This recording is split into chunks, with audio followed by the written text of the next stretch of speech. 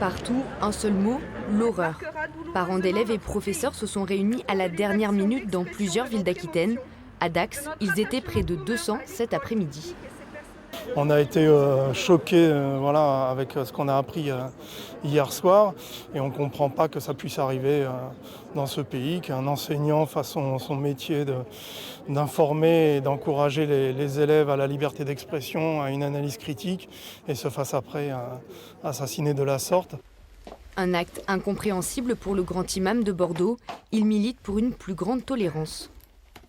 Ce que cet enseignant a essayé de faire à son niveau, moi je l'ai fait dans la mosquée à travers plusieurs sermons sur la sacralité de la liberté d'expression.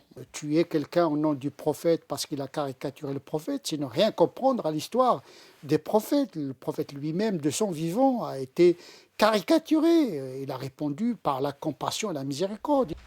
Du côté des professeurs, le discours est unanime, ne pas généraliser et surtout ne pas céder à la peur.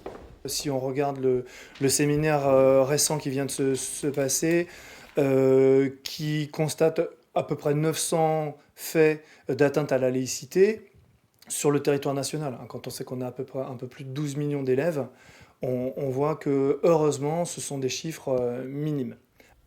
Laïcité, sexualité, des sujets qui font réagir les collégiens.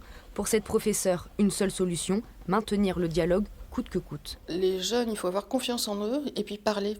Parler et expliciter. La laïcité, ce n'est pas un problème, c'est une liberté. Il faut peut-être effectivement relancer les débats à visée philosophique, relancer tout ce qui est dilemmes moraux. En fait, ce qu'il faut faire, selon le contexte, véritablement, c'est créer des espaces où les jeunes puissent s'exprimer. À Dax, une minute de silence a été observée en mémoire de Samuel Paty. De nouveaux rassemblements sont prévus demain dans plusieurs villes de France.